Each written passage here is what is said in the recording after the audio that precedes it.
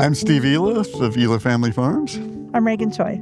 We are a fourth-generation fruit-growing family here in western Colorado. We have been growing fruit for about 118 years in this side of the state. We grow peaches, pears, apples, some plums, all certified organic. And our biggest thing is, at this point in our lives, is that we do a lot of direct marketing and we hang our hats on selling fruit that is just full of flavor. We like to call it peaked at the pick of flavor, and really fruit that should taste like it should taste. In these rows of peaches, we'll go through anywhere from 3 to 5 times just picking the ripest fruit, at the point where when we bring it to you at the market, the minute you bite into it, it's ready to eat. Whereas if we were going through a commercial packing shed, we would have to pick the peaches greener because they need to be able to just roll them over a line. They want them all at once. The fruit that we pick and bring to markets would actually get thrown in the trash if we took it to a commercial packing shed.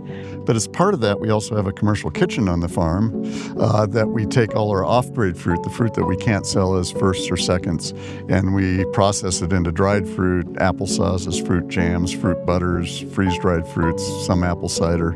And what that allows us to do is we are essentially a zero food waste farm.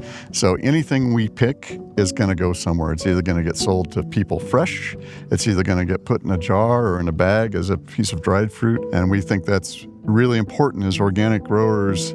We believe that we have to think in an ecosystem level approach, and that both involves cover crops, it involves the trees, it involves soil fertility, but it also involves on the marketing end that we make sure we utilize everything we can and let things go in a circle. Everybody loves the perfect looking peach, but there are plenty of peaches that are exquisitely delicious that just have a little bruise on them. And we sell those as imperfects or seconds. And because they're damaged, we sell them for half price. So it fills a void where people who maybe don't have the budget to buy the classic organic fruit can come in and buy really good food at half the price, because we are thinking in an ecosystem way, a human ecosystem as well as the environmental ecosystem. The farm looks different based on the people that we sell to, and what people want and what they like changes the very nature of the farm. With that sort of responsive back and forth with consumers, we have selected apple varieties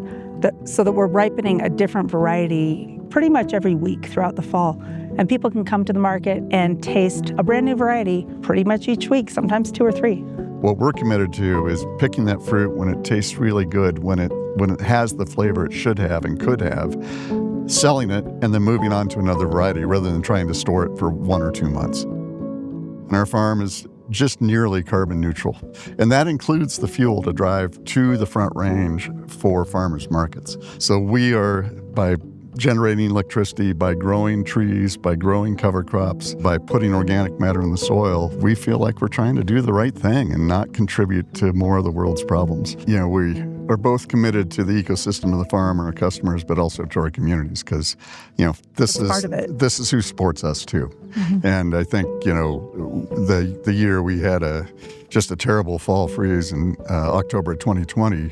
The next year we couldn't offer our CSA shares because we just didn't think we had the fruit. We had over half our CSA members sign up knowing they weren't going to get any fruit. And that's community to us, and that's it's really hard work. It's really stressful, but that kind of psychological boost and back and forth with our customers to us is just really part of being the growers in the system, and it incentivizes us to bring the best fruit we possibly can to them. One thing that people might not realize is how meaningful tiny actions can be. After that 2020 freeze, it wasn't just the CSA members calling and writing and asking what can we do and spending money to help us rebuild that we could have not gotten any other way. It was the people who sent anonymous notes just saying, "We care. We're sorry this happened." It was the small actions of a student saying, "I'm in school. I want to help and there's not much I can do, but here's $5. I think most of us want to contribute to these small acts of kindness towards other people, and we never really see how powerful the effect of those small acts can be. Yeah, and I think we just we know we wouldn't be here without our customers. And so, it's very much a two-way street. We've done farmers markets for 25 years now on the Front Range. I mean, it's what's kept our farm alive.